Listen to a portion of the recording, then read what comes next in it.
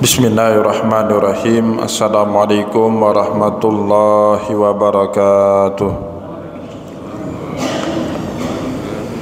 Innal hamdalillah, salatan wa salaman ala Rasulillah sallallahu alaihi wasallam wa ala alihi wa ashabihi wa man tabi'ahu bi ihsanin ila yaumiddin, summa amma ba'du.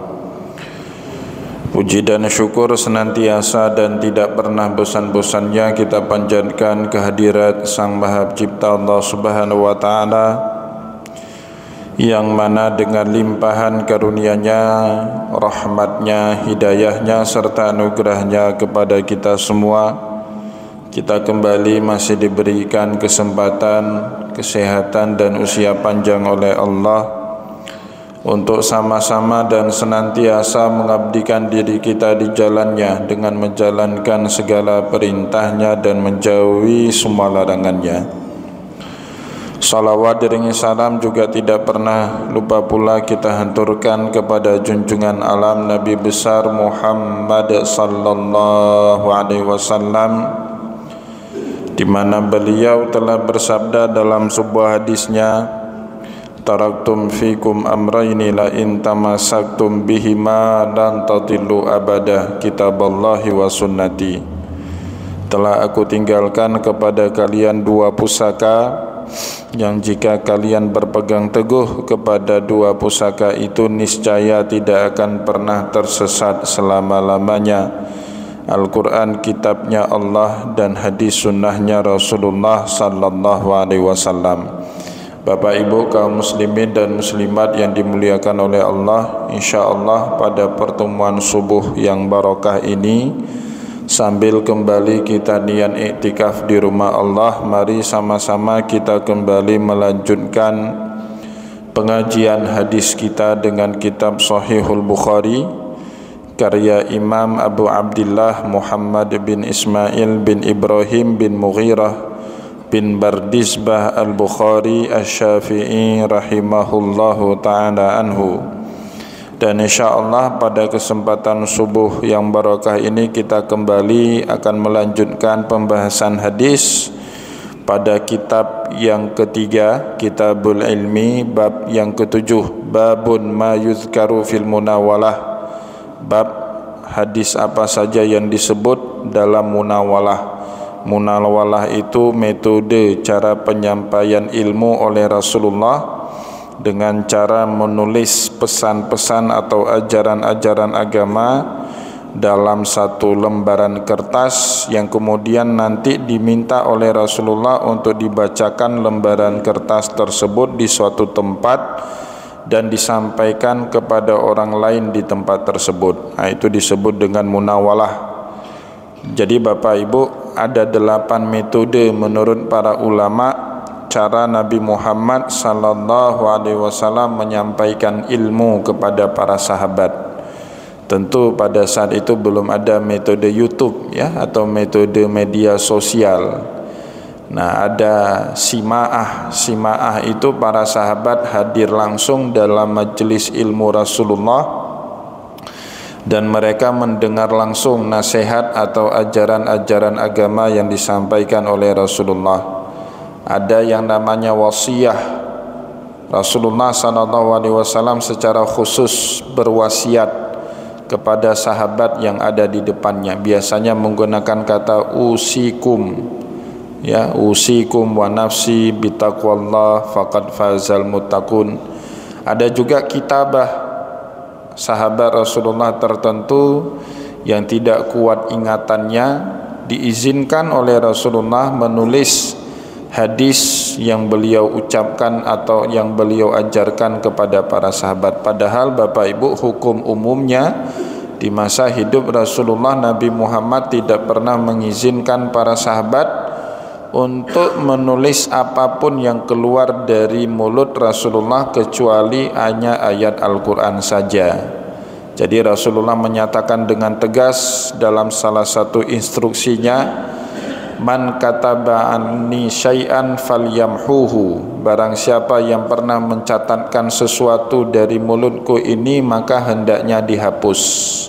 khawatir Rasulullah kalau nanti tercampur antara ayat Al-Quran yang juga keluar dari mulut Rasulullah dengan hadis yang merupakan ucapan Nabi Muhammad sallallahu alaihi wasallam. Jadi Al-Quran itu dari Allah, ya, sedangkan hadis dari Rasulullah, tetapi sama-sama keluar dari mulut Nabi Muhammad. Kita mengetahui ayat Al-Quran itu kan dari mulutnya Nabi Muhammad sallallahu alaihi wasallam. Nah, ini nanti berkaitan dengan masalah yang sedang hangat-hangatnya dibicarakan sekarang. Boleh tidak kita mengatakan Al-Quran itu sabdanya Rasulullah sallallahu alaihi wasallam, sabdanya atau perkataannya Nabi sebagaimana Nabi berkata di dalam Al-Quran? Kalau Bapak Ibu berkata sebagaimana perkataan Nabi Muhammad sallallahu alaihi wasallam dari Al-Quran, itu sudah melanggar tauhid, ya. Karena Al-Quran itu dari Allah Subhanahu wa taala. Cuman kita tidak punya akses langsung kepada Allah, maka dipinjamlah lisan Rasulullah untuk menyampaikan pesan-pesan Allah Subhanahu wa taala itu kepada kita. Berbeda Bapak Ibu kalau dikatakan sebagaimana firman Allah yang dikatakan oleh Rasulullah dari Al-Quran, itu beda itu, ya. Kita pun mengatakan Al-Quran itu firman Allah, tapi kita dapati dia dari mulutnya Rasulullah yang kemudian dibukukan oleh para sahabat dalam satu bundelan mushaf. Jadi para sahabatlah yang punya kerjaan membendulkan Al-Quran dalam satu mushaf seperti kita sekarang, ya. Kalau dulu Al-Quran itu disampaikan dari lisan ke lisan di zaman hidupnya Rasulullah sallallahu alaihi wasallam. Nah, Bapak Ibu kaum muslimin dan muslimat yang dimuliakan oleh Allah, di antara metode-metode penyampaian ilmu yang disampaikan oleh Rasulullah kepada para sahabat, salah satunya munawalah.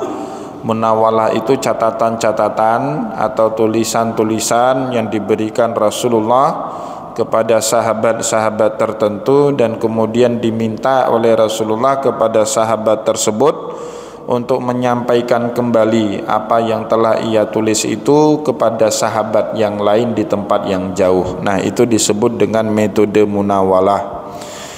Pada pertemuan yang lalu kita telah membahas banyak pendapat ulama dan juga para sahabat Rasulullah yang menunjukkan kebolehan cara menyampaikan ilmu dengan metode munawalah ini. Dan insya Allah pada kesempatan subuh kali ini kita bacakan hadis nomor 64, di mana dalam hadis nomor 64 ini menunjukkan Rasulullah sallallahu alaihi wasallam menyampaikan ilmu, menyampaikan ajaran agamanya Allah dengan menggunakan metode munawalah. Bapak Ibu kaum muslimin dan muslimat yang dimuliakan oleh Allah, di dalam hadis nomor 64 Imam Bukhari meriwayatkan kepada kita sebuah hadis.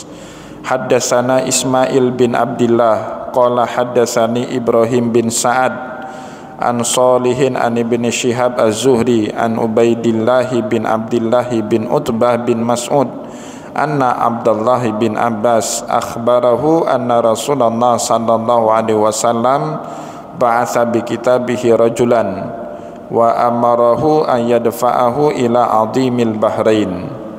Jadi diceritakan dari dua orang sahabat Nabi Muhammad. Pertama Utbah bin Mas'ud, saudara kandungnya sahabat Nabi yang lain Abdullah bin Mas'ud radhiyallahu anhuma. Utbah dan Abdullah ini kakak beradik, ya, abang adik, saudara kandung keduanya. Dan juga dari sahabat Nabi Abdullah bin Abbas radhiyallahu anhum ajmain akhbarahu, mereka berdua mengkhabarkan, menyampaikan kepada kita, anna Rasulullah sallallahu alaihi wasallam ba'atha bi kitabih, pernah suatu kali atau suatu hari Rasulullah sallallahu alaihi wasallam mengutus seseorang dengan kitabnya, ya. Ba'atha Rasulullah bi kitabihi rajulan, Nabi Muhammad mengutus seorang utusan, ya, seorang duta membawa kitabnya Rasulullah. Yang dimaksud dengan kitab di sini bukanlah Al-Quran, ya, Karena di zaman Rasulullah Al-Quran itu belumlah ditulis dalam satu bundelan mushaf seperti di zaman kita sekarang. Tapi apakah ada penulisan Al-Quran? Ada. Di zaman Rasulullah SAW, Nabi Muhammad selain meriwayatkan ayat Al-Quran yang turun kepada beliau dengan lisan, Nabi Muhammad meminta para sahabat yang bisa membaca dan menulis untuk mencatatkan Al-Quran tersebut. Tapi catatannya masih tidak teratur Bapak Ibu, berserak-serak. Terkadang pada saat turun ayat tertentu yang mudahnya ada tulang belulang, maka ayat itu ditulis pada tulang belulang. Terkadang pada saat turun ayat Al-Quran, Rasulullah jauh dari rumahnya yang ada hanya batu, maka ayat Al-Quran itu ditulis pada sebuah batu. Terkadang yang mudah hanya ada pelepah kurma, maka ditulis di pelepah kurma. Atau kadang-kadang ayat Al-Quran itu turun dalam rumahnya Rasul. Kalau ada kertas, maka ayat Al-Quran itu kemudian ditulis pada kertas. Nah, sampai kemudian Nabi Muhammad sallallahu alaihi wasallam wafat, Al-Quran itu masih ditulis berserak. Semua catatan-catatan Al-Quran tersebut saat Nabi Muhammad wafat dikumpulkan di rumah salah seorang istrinya Nabi Muhammad, Hafsah binti Umar bin Khattab radhiyallahu anhuma. Di situ dikumpulkan semua. Nanti baru di zamannya Abu Bakar As-Siddiq, saat banyak sekali para hufazul Quran, para penghafal Al-Quran ini syahid dalam perang memerangi para nabi palsu, ya orang-orang yang tidak mau bayar zakat atau orang-orang yang murtad, maka kemudian Umar bin Khattab mengusulkan kepada Khalifah Abu Bakar untuk menyusun kembali Al-Quran. Sumbernya dari mana? Dari catatan-catatan yang berserak yang ada di dalam salah satu kamar Sayyidah Hafsah binti Umar bin Khattab radhiyallahu anhuma. Maka diambil catatan-catatan itu, disesuaikan dengan hafalan-hafalan Al-Quran yang ada di kepalanya para sahabat Nabi, maka kemudian tersusunlah Al-Quran pertama dalam bentuk mushaf di zaman tersebut. Nah Bapak Ibu, maka oleh karena itu para ulama tidak memahami kata kitab di sini dengan Al-Quran, tetapi yang dimaksud dengan kitab di sini adalah perintah Nabi Muhammad yang ditulis oleh para sahabat, dan perintah itu kemudian dikirim oleh Rasulullah SAW. Wa amarahu ayyadfa'ahu ila adimil bahrain. Nabi Muhammad SAW meminta seorang sahabatnya untuk mengirim surat tersebut kepada penguasa Bahrain. Jadi kalau di dalam cerita hadis ada 6 orang penguasa Bapak Ibu di seantero Jazirah Arabia yang pernah dikirimi oleh Rasulullah SAW surat dan mengajak mereka untuk mau masuk ke dalam ajaran agama Islam. Ya, di sini ceritanya kepada penguasa Bahrain. Nabi Muhammad juga pernah mengirim surat kepada penguasa Yaman. Nabi Muhammad pernah juga mengirim surat kepada Maukaukis. Ya, Maukaukis itu gelar raja yang berkuasa di Mesir pada saat itu. Dulu ribuan tahun sebelum Masehi, penguasa Mesir disebut dengan Fir'aun. Tetapi penguasa Mesir di zaman Rasulullah gelarnya Maukaukis. Ya. Rasulullah SAW juga pernah mengirim surat kepada Kisra. Kisra itu rajanya Persia. Kisra yang berkuasa di zaman Rasulullah hidup namanya Yazdarjid, ya, Kisra Yazdarjid, Raja Yazdarjid. Rasulullah SAW juga pernah bersurat kepada Heraklius, penguasanya Romawi pada saat itu. Jadi itu beberapa surat yang pernah dibuat oleh Rasulullah, dan kemudian surat-surat tersebut dikirim kepada penguasa-penguasa yang ada di Jazirah Arabia atau yang ada di perbatasan dengan Jazirah Arabia, mengajak mereka untuk masuk ke dalam ajaran agama Islam. Nah Bapak Ibu kaum muslimin dan muslimat yang dimuliakan oleh Allah, ternyata metode surat menyurat itu bukan hanya metode dakwahnya Rasulullah. Kalau dicari akarnya lebih jauh di dalam sejarah, bahkan nabi-nabi sebelum Nabi Muhammad telah berdakwah dengan cara surat menyurat. Di dalam Al-Quran kita dikenalkan sama Allah metode dakwahnya Sulaiman yang bersurat kepada Balqis, ya. Innahu min Sulaiman wa innahu bismillahirrahmanirrahim alla ta'lu alayya wa'tuni muslimin. Ya, innahu min Sulaiman, sesungguhnya surat yang ada di tangan saya sekarang, kata Balqis, surat ini berasal dari seorang raja yang bernama Sulaiman. Wa innahu bismillahirrahmanirrahim, dan awalnya mula dari surat tersebut berbunyi bismillahirrahmanirrahim. Alla ta'lu alayya wa'tuni muslimin, janganlah kamu bersikap sombong di atas saya. Wa'tuni muslimin, datanglah kemari dalam keadaan berislam. Itu surat menyuratnya Nabiullah Sulaiman alaihi salam kepada Ratu Balqis. Ya, maka nanti Bapak Ibu lebih kurang metode bersuratnya Rasulullah SAW punya struktur yang sama dengan surat menyuratnya Nabiullah Sulaiman alaihissalam kepada Ratu Balqis.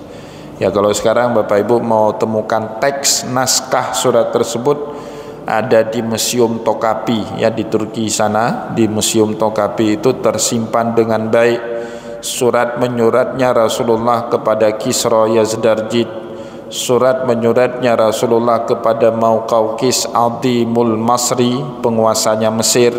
Muqawqis sultan atau penguasanya Mesir. Surat menyuratnya Rasulullah ilal Adimil Bahrain, kepada penguasanya Bahrain, itu tersimpan dengan rapi di Museum Tokapi, ya. Jadi strukturnya sama Bapak Ibu.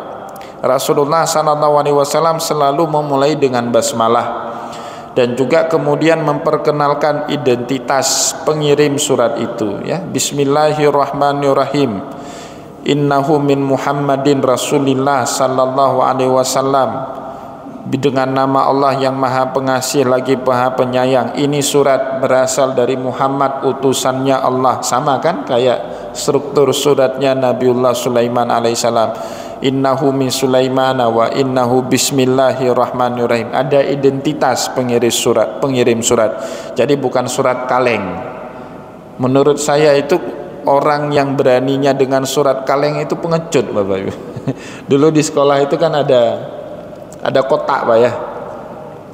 Ada kotak, kalau kita mau kasih sumbang saran atau bahkan kritik, biasanya masukkan sumbang saran dan kritik itu ke dalam surat kaleng, ya, ke dalam kotak itu, maka disebut dengan surat kaleng, tanpa menulis identitas. Ya, tidak ada identitas di situ, ya, tidak ada siapa pengirimnya, ya, tinggal di mana, alamatnya apa, kerjanya apa, itu tidak ada, itu surat kaleng. Ya, itu pengecut Bapak Ibu. Sama kayak di zaman kita sekarang, di media sosial mudah sekali, gampang sekali kita kata-katain orang. Ya, kayaknya orang itu tidak berhak kita hormati, tidak berhak kita hargai sama sekali. Tapi ketika jumpa face to face, langsung secara offline, ciut nyalinya, duduk, ya maaf, itu pengecut menurut saya, ya. Beraninya tanpa harus membuka identitas, itu pengecut. Maka baiknya Bapak Ibu, kalaupun ada hal yang tidak kita berkenan, ya, misalnya di sekolah anak kita ada sesuatu yang nggak berkenan, baiknya kita datangi langsung. Tidak usahlah pakai media surat menyurat. Kalau memungkinkan kita datangi langsung, ya. Justru komunikasi dengan WhatsApp, ya, dengan surat itu nanti ada diskomunikasi atau miskomunikasi di situ, ya.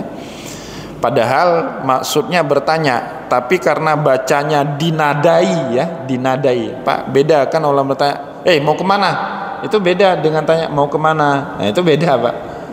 Mungkin orang yang membaca pesan kita lewat WhatsApp itu sebelumnya dia marah dengan istrinya. Kita tulis, kamu mau kemana? Dia baca dengan nada, kamu mau kemana? Marahlah dia. Padahal nada itu tidak ada. Nada itu kan dasarnya dari perspektif dia yang menambahkan pertanyaan kita lewat WhatsApp dengan nada tersebut. Maka kemudian menjadi bermasalahlah komunikasi kita dengan orang tadi. Maka Bapak Ibu, sebaik-baiknya komunikasi itu kita memperkenalkan diri.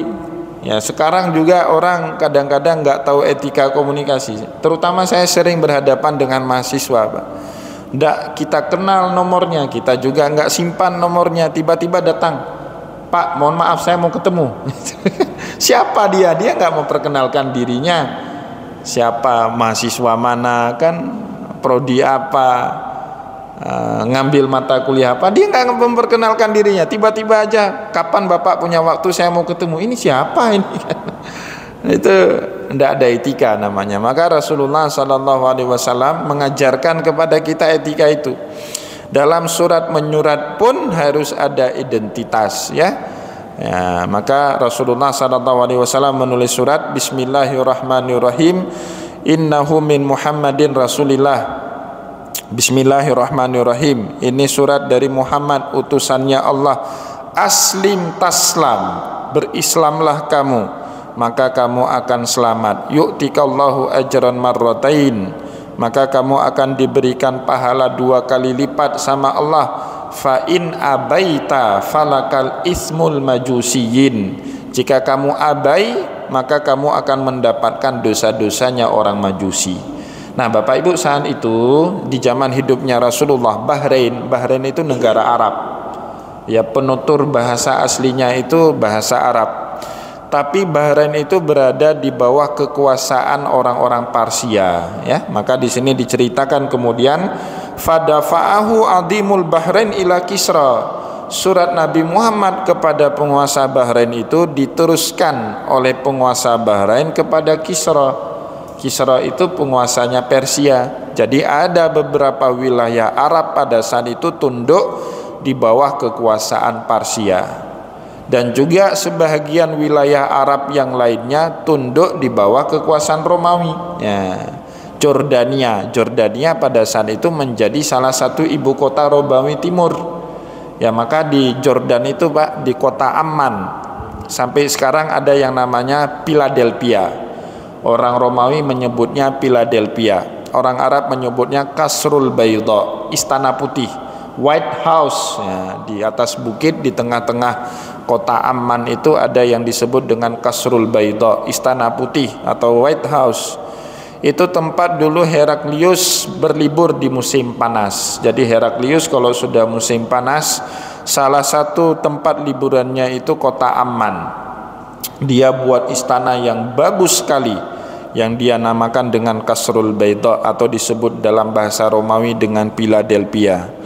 Nah Bapak Ibu kaum muslimin dan muslimat yang dimuliakan oleh Allah, sebab itulah meskipun suratnya dialamatkan kepada penguasa Romawi, tapi suratnya Rasulullah SAW itu ditujukan kepada penguasa Bahrain. Tapi di dalam surat Nabi Muhammad itu, ya, sasaran Nabi Muhammad itu kepada Kaisar atau kepada Kisra, penguasa Persia pada saat itu, karena Nabi tahu Bahrain di zaman itu berada di bawah kekuasaan Persia. Maka bunyi ancamannya kan sesuai dengan agama yang dianut oleh orang Persia, ya. Aslim taslam, kamu Kisra, Islamlah, maka kamu akan selamat. Bukan hanya selamat di dunia, tapi juga pasti selamat di akhirat. Yu'tikallahu ajran marratain, semata-mata orang berislam kita dapat 2 pahala. Pertama pahala kita Islam, kemudian pahala gugur semua apa yang telah kita lakukan sebelumnya, sebelum kita masuk Islam. Kan ada ayat Al-Quran itu, walau anna ahlal kitabi amanu wattaqau lakaffarna anhum sayiatihim wala adkhalnahum jannatin naim. Semata-mata ahlul kitab dan juga orang-orang kafir yang lain beriman dan bertakwa kepada Allah, lakaffarna anhum sayiatihim, ya, dosa-dosanya itu gugur semuanya sama Allah Subhanahu wa taala. Nah, maka Bapak Ibu, kenapa orang yang akhiru kalamihi la ilaha illallah, akhir kalamnya itu la ilaha illallah, pasti masuk surga? Karena dengan la ilaha illallah itu dosa-dosa yang kita lakukan sebelumnya itu kan gugur semuanya, Pak. Jangankan kita yang sudah Islam, orang kafir sekafir-kafirnya dia di akhir hayatnya sempat mengucapkan la ilaha illallah, sudah gugur semua dosa-dosanya. Ya. Fa'lam annahu la ilaha illallah wastaghfir li dzambika walil mu'minin, kata Allah dalam Al-Qur'an surat Muhammad, ya. Ketahuilah kalau Allah itu tiada Tuhan selain Dia, la ilaha illallah, fastaghfir li dzambika, maka beristighfarlah dengan menggunakan kalimat la ilaha illallah. Istighfar itu maknanya kan minta ampun dengan la ilaha illallah. Walil mu'minin, dan juga beristighfarlah kepada kaum mukminin dengan menggunakan la ilaha illallah. Maka Bapak Ibu, samadiyah kita itu yang paling banyak kita baca apa? La ilaha illallah. Istighfar cuma 3 kali, la ilaha illallah 33 kali. Sebagian masyarakat membacanya sampai 100 kali. Maka selain samadiyah disebut juga dengan tahlilan. Tahlil itu apa? Baca la ilaha illallah. Maka di dalam ilmu tasawuf Bapak Ibu, kalimat penghapus dosa yang paling ampuh itu la ilaha illallah, bukan istighfar. Kalau istighfar itu dari dosa kecil gugur dia. Tapi kalau kita murtad, yang bisa mengislamkan kita lagi apa? Cukup dengan istighfar? Enggak, Pak. Harus menggunakan kalimat la ilaha illallah. Ya, maka kalimat la ilaha illallah dalam ilmu tasawuf posisinya lebih tinggi untuk menggugurkan dosa daripada istighfar itu sendiri. Nah, terus kenapa juga kita beristighfar setelah sholat 3 kali seperti tadi? Astaghfirullahaladzim alladzi la ilaha illa wal hayyul qayyum wa atubu ilaih. Kenapa kita istighfar? Jawabannya mutabaah. Mutabaah itu maknanya mengikuti Rasulullah sallallahu alaihi wasallam. Rasulullah kok setelah sholat selalu beristighfar sebanyak 3 kali, ya sudah kita ikut juga. Tetapi kalau mau diposisikan antara kalimat la ilaha illallah dengan astaghfirullahaladzim, para ulama terutama ulama tasawuf sepakat kalimat la ilaha illallah itu punya keampuhan yang lebih daripada astaghfirullahaladzim dalam menggugurkan dosa yang dilakukan oleh manusia. Nah, maka Rasulullah SAW minta kepada Kisra untuk Islam. Aslim taslam yu'tikallahu ajran maratain, dapat 2 pahala, pahala berislam dan semua dosa-dosa dia sebelumnya gugur. Fa in abaita, kalau kamu abai, enggak mau masuk Islam, falakal ismul majus, maka kamu mendapatkan dosa-dosa orang majusi, penyembah api, ya. Nah, disitulah Bapak Ibu kaum muslimin dan muslimat yang dimuliakan oleh Allah, ternyata surat itu membuat Kisra Yazdarjid murka, ya, kepada utusannya Rasulullah. Ya, sebenarnya marahnya kepada Rasul, tapi karena Rasul tidak ada, yang ada utusannya Nabi Muhammad, dia marah sekali. Kemudian dia menjawab surat itu dengan berkata, ata'lamuna fursanul farsi kaifatarka, apakah kalian mau mengajarkan kesatria Persia cara berukuk kepada manusia? Marah dia, tersinggung. Dia kan bangsawan Persia, masa kamu orang Arab, orang yang jauh peradabannya di bawah kami, mau mengajari kami bagaimana caranya rukuk menyembah kepada Tuhan, ya. Jadi kemudian Bapak Ibu diceritakan dalam hadis ini, falamma qara'ahu mazzakahu, dirobek suratnya utusan Rasulullah sallallahu alaihi wasallam. Surat Nabi Muhammad itu dirobek sama Kisra, famazzakahu, dirobek, bahkan utusan Nabi Muhammad juga dibunuh. Nah, nanti di sini ya menyebabkan Nabi Muhammad murka. Fahasibtu anna Ibnal Musayyab qala, maka pada saat itu kata perawi hadis ini Abdullah bin Musayyab, beliau berkata, fada'a alaihim Rasulullah sallallahu alaihi wasallam, Nabi Muhammad sallallahu alaihi wasallam mendoakan Kisra, ayyumazziku kullamu mazzak, ya Allah, robek-robeklah kekuasaan Kisra sebagaimana dia telah merobek-robek suratku, telah merobek-robek tubuh utusanku. Jadi Rasulullah murka sekali setelah mendapati kabar, setelah beliau tahu kalau suratnya Nabi Muhammad sallallahu alaihi wasallam kemudian dirobek-robek dan utusannya Nabi Muhammad dibunuh sama Kisra. Nah, ini Bapak Ibu digunakan dalil juga oleh para ulama. Kalau dalam keadaan tertentu, ya, bukan hukum umum nih ya, hukum tertentu, kita itu boleh mendoakan orang yang bermusuhan dengan kita itu dengan kejelekan. Nah, ini dalilnya. Kenapa? Rasulullah SAW ternyata pernah mendoakan juga Kisra agar dia binasa, dan nanti betul, Pak. Ya, Kisra itu dibinasakan atau hancur kekuasaannya di masa Umar bin Khattab. Dan pada saat kekuasaannya hancur itu betul-betul hancur, beda dengan kekuasaan Romawi. Umar bin Khattab bisa mengalahkan kekuasaan Romawi itu tanpa terjadi kehancuran seperti kehancuran yang terjadi sama Persia. Kenapa? Karena doanya Nabi Muhammad sallallahu alaihi wasallam. Apakah boleh kita mendoakan orang kehancuran dalam keadaan tertentu? Hukum umumnya tidak boleh. Kenapa demikian? Rasulullah pernah dulu Bapak Ibu diminta sama para sahabat untuk mendoakan kehancuran kepada suku-suku tertentu yang bermusuhan dengan Islam. Tapi Rasulullah menjawab, ma bu'istu la'anan wala sababa. Saya tidak pernah diutus sama Allah untuk menjadi pelaknat, atau tidak pernah diutus sama Allah untuk menjadi penghujat orang lain. Ya, hukum umumnya itu Bapak Ibu. Bahkan pernah terjadi suatu peristiwa di mana ada 4 suku di dalam hadisnya. Ada suku Ri'lan, Usayyah, Zakwan, Abilahyan. 4 suku ini Bapak Ibu datang masing-masing kepala sukunya ke kota Madinah, dan mereka mengaku sudah masuk Islam di hadapan Nabi Muhammad. Ya, sudah masuk Islam, dan kemudian meminta Nabi Muhammad mengirim beberapa orang sahabat untuk mengajari mereka Islam di kampung halaman mereka.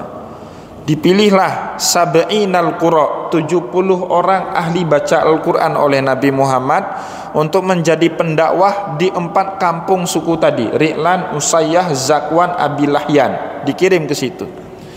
Tapi Bapak Ibu, di pertengahan perjalanan sampai ke suatu tempat yang disebut dengan Bi'run Ma'unah, sahabat-sahabat Nabi itu dibunuh semuanya. 70 orang itu dipenggal kepalanya semuanya, dimasukkan jasadnya ke dalam sumur itu. Rasulullah sedang sholat subuh, rakaat kedua sholat subuh, datang malaikat Jibril kasih tahu, Muhammad, sahabat yang kau utus kemarin itu semuanya sudah mati, dibunuh. Ternyata mereka pura-pura masuk Islam, tujuannya ingin menghabisi sahabat terbaik Nabi Muhammad. Marah Nabi Muhammad, Pak.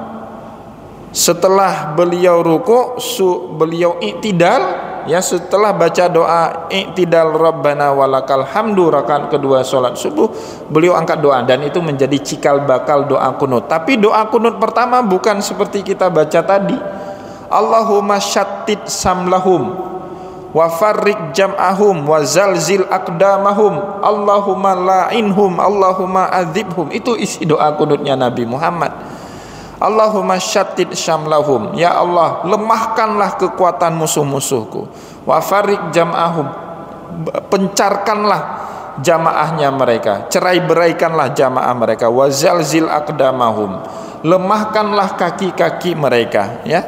Allahumma adzibhum, ya Allah, azablah mereka. Allahumma la'inhum, ya Allah, laknatilah mereka. Itu Bapak Ibu berlangsung selama 1 bulan. Terus menerus Rasulullah melaknat mereka, kunut terus menerus. Setelah 1 bulan itu Allah Subhanahu wa taala mengutus malaikat Jibril. Ya, dalam utusan itu malaikat Jibril menegur Rasulullah, itu tidak baik Muhammad, kalau terus-terusan kamu laknat orang tidak baik. Maka kalaupun mau baca doa kunut, nah, diajarilah oleh malaikat Jibril doa baru itu, Allahumma hdina fiman hadait wa afina fiman afait wa tawallana fiman tawallait. Maknanya apa Bapak Ibu? Rasulullah pernah mengutuk orang, pernah melaknat orang. Tapi kalau itu terus menerus, nanti orang akan menyangka kalau ajaran Nabi Muhammad ini isinya kutukan terus, laknat terus sama orang. Maka ditegur Nabi Muhammad yang sudah terus menerus mengutuk orang lain tanpa bisa move on. Kalau kata orang sekarang nggak bisa move on Nabi Muhammad.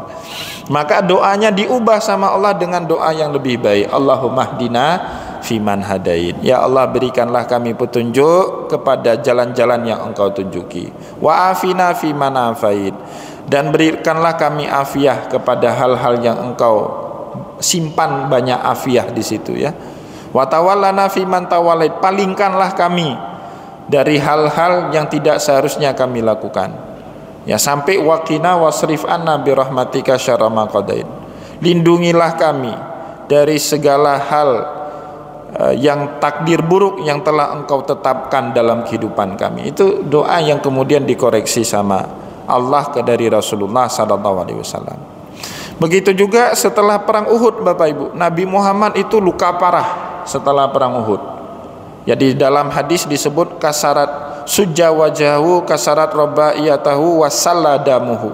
Nabi Muhammad itu bonyok mukanya, sujja wajahu wa kasarat rabiatahu. Gigi-giginya itu banyak yang tanggal. Wasalladamuhu, bahkan darahnya itu berkucuran. Dalam keadaan itu Rasulullah berdoa, kaifa